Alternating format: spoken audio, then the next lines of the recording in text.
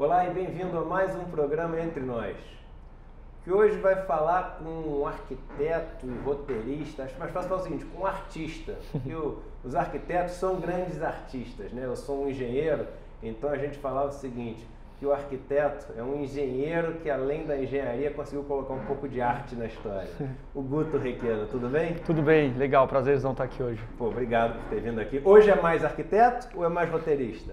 Olha, na verdade é difícil definir, assim, eu curto muito, assim, o meu negócio é com cidade, design, arquitetura e tecnologia. A base do meu trabalho é trabalhar muito com tecnologia e tentar entender um pouco o impacto que ela tem e como ela pode nos salvar.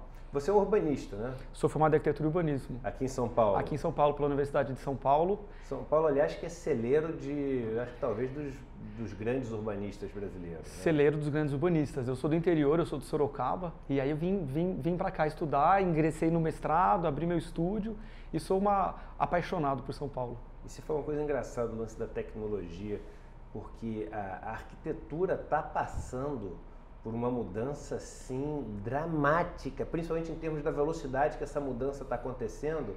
Primeiro, por causa das novas tecnologias que estão surgindo. Exato. E segundo, por causa das necessidades que o mundo está exigindo, né? Ou seja, eu estava dando uma palestra semana passada e eu estava falando o seguinte, se o mundo inteiro, porque o ideal capitalista é de que o mundo inteiro deveria ter aquelas condições que pelo menos a classe média tem. Só que se o mundo inteiro capitalista consumisse o que consome a classe média, não haveriam recursos para poder suprir isso tudo. Ou seja, o capitalismo é um sistema matematicamente falido. Ele não fecha a conta matemática. E a arquitetura tem que lidar com essa escassez de recursos que está cada vez mais acontecendo e dar a sua contribuição para fazer com que eles durem um pouco mais, com essa história de sustentabilidade, etc. Você que é um cara que deve regular aqui comigo de idade, você viveu essa mudança de pensamento e de paradigma de quando você deve ter se formado para hoje em dia, né? Não, com certeza. Eu acho que vem uma das primeiras grandes crises, foi logo que eu entrei na faculdade, em 99, e aí de cara estudando assim, o mundo concreto, né? Físico, vidro, tijolo, os grandes arquitetos modernistas brasileiros, Oscar Niemeyer, Lúcio Costa. E daí veio uma grande crise, porque naquele ano, 99, foi o ano que eu tive primeira conta de e-mail, primeiras redes sociais, Orkut, Napster, MSN, nem existem mais. Mas dali veio uma grande crise, daí eu falei, bom, peraí, tem algo novo vindo daí, tem uma nova materialidade vindo daí, que é que eu tenho tentado fazer nos meus projetos. Então assim, é ligar nos meus projetos, além da materialidade física, essa materialidade outra que é digital. E aí eu gosto muito de usar esse termo arquitetura híbrida, arquitetura interativa. Tem muito esse negócio da internet das coisas, tem isso envolvido também? Não? Tem muita coisa rolando, eu acho que assim, sem dúvida, o impacto que a gente tem na nossa vida para sempre mudou, né? Assim, a maneira que a gente vai morar, construir, trabalhar e usar a cidade com as tecnologias. Então acho que tem algo fascinante que está surgindo aí há uns 10 anos, mas agora finalmente está mais viável, está mais fácil fazer esses projetos, estão mais acessíveis, né? Então a gente está vendo um monte de experimentação rolando e é o que eu tenho tentado fazer no escritório. Agora, Guto, uma dúvida, porque essa mudança de tempos que a gente está vivendo, todo mundo vive numa mudança de tempos, né? Mas essa que nós estamos vivendo, ela é uma onde as casas estão indo, por um lado, para um lado todo digital, ou seja, o cara chega do carro dele, ele já liga o ar, liga a hidromassagem dele, as janelas se fecham à medida que vai ficando escuro ou claro, etc. Ou seja, esse negócio todo automatizado, né? Todo entrando nesse mundo virtual de telas de LED, etc. E por outro lado, você tem uma arquitetura que está trazendo de volta toda aquela história de natureza. Ou seja, aquela casa que tem em cima, no teto, um jardim, que a água é reutilizável e tenta, dentro desses centros urbanos, levar um pouco de mata, de natureza, de contato com a terra, etc. para as pessoas. E não parecem ser dois caminhos assim que se intercomunicam muito, mas ao mesmo tempo não são opostos. Como é que é essa história? E você é mais para qual dos dois caminhos? Olha, eu tenho defendido muito, lutado e tentado investigar no meu estúdio hoje. É uma coisa que eu acredito muito, eu acho que a tecnologia ela não é oposta aos sentimentos, ao orgânico. Eu acho que o que a gente precisa, né, experimentar e investigar mais é essa tecnologia que nos aproxima. Eu falo sobre a tecnologia afetiva, né? Então, assim, trabalhar com projetos, com arquiteturas, com possibilidades de fazer software, hardware, para integrar, para comunicar. Eu não acho que, por exemplo, a natureza é algo distante da tecnologia. Eu acho que, inclusive, a tecnologia é algo natural, é algo orgânico.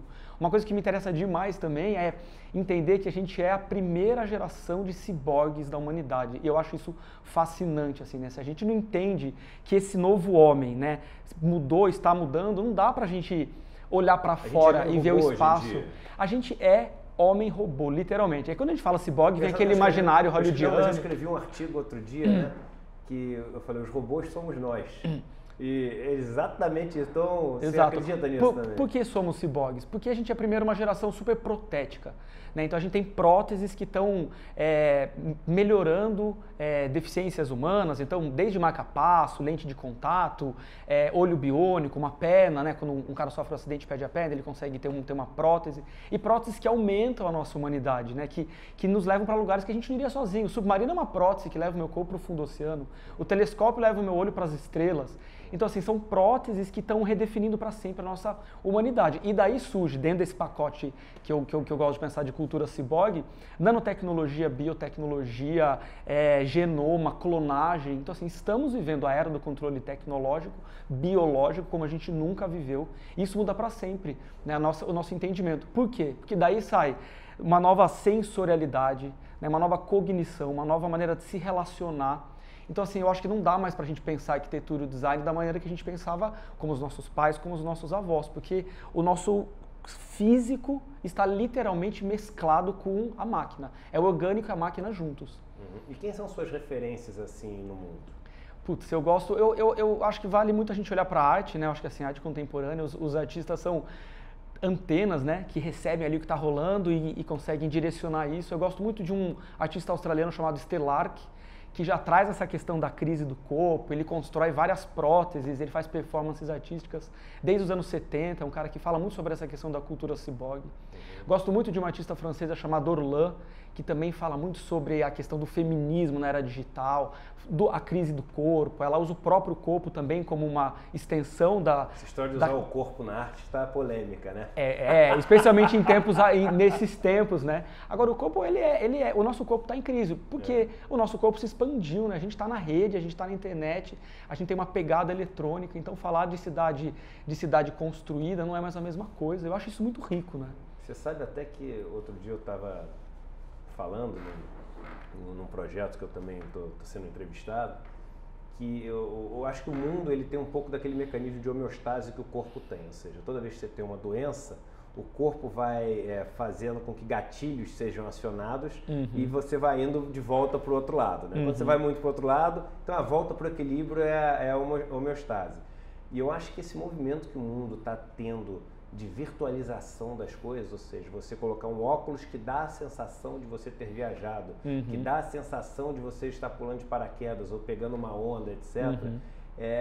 E as pessoas cada vez mais fixas diante dos seus computadores ou diante dos seus iPads, sem querer se mexer muito.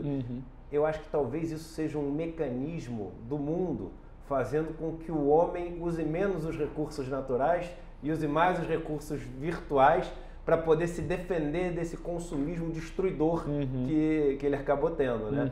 E é engraçado, né? Porque, assim, o virtual está começando a se misturar muito com o real, né? Tem um pouco a ver com essa história de ciborgue que você está falando, isso é no corpo. Mas, de uma forma geral, o virtual e o real estão se misturando muito, né? Totalmente. Eu acho que, assim, eu sou um otimista. Eu acho que eu preciso acreditar que as tecnologias devem nos levar para um lugar melhor.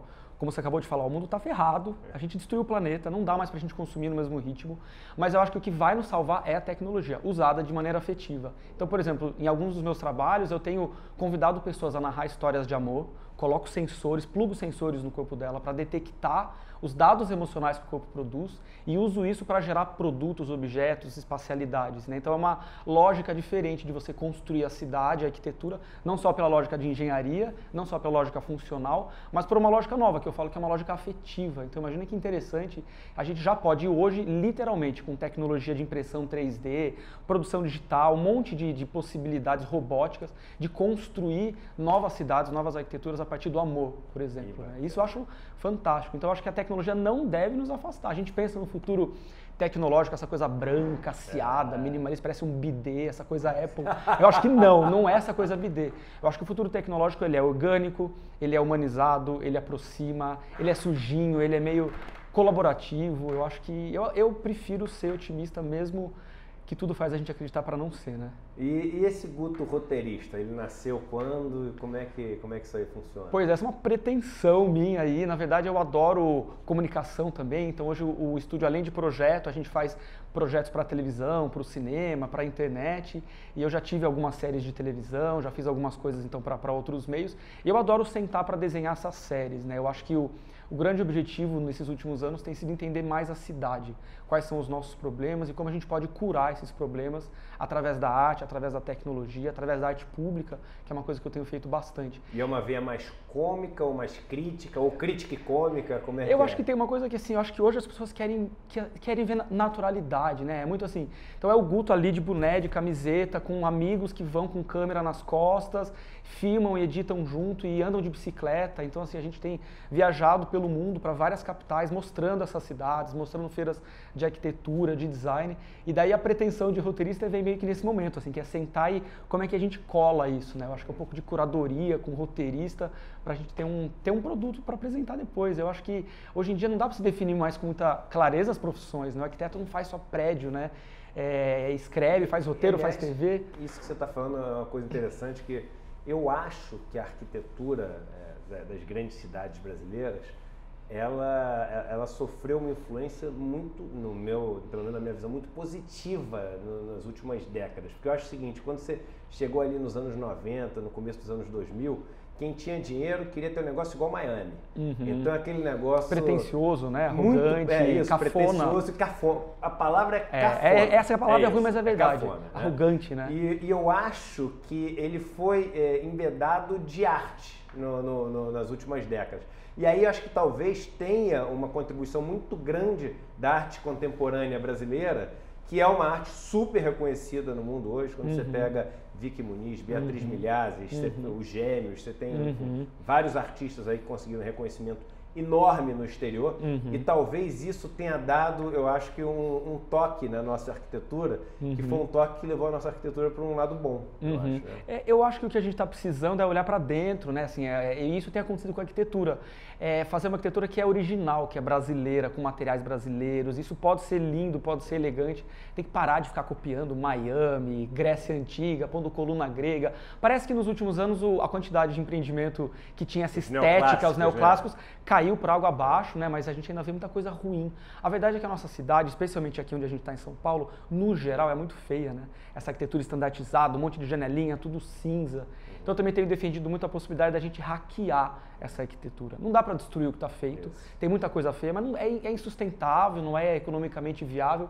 Mas eu empresto esse termo da computação, né, do hacker, que na verdade o hacker é um cara interessantíssimo, ele é um cara que subverte, é um cara que burla o sistema, que é super criativo.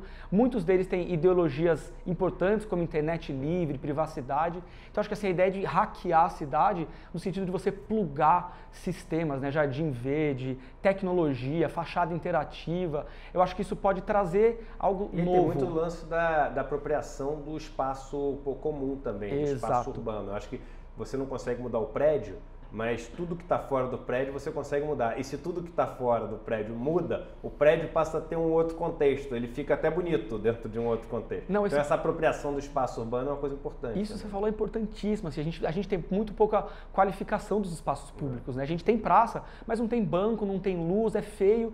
E assim a gente não precisa de muito, não sei. Você desenha um mobiliário urbano, eu tenho tentado fazer isso nos meus projetos, você coloca um banco numa praça, bonito, interessante, as pessoas sentam, as pessoas usam, né? Então a gente fez recentemente um projeto na Praça Coronel Fernando Prestes, ali perto da Pinacoteca. Foi lindo, a gente colocou o conjunto de mobiliário que eu desenhei em 2 minutos, crianças sentando, estudantes sentando, gente namorando.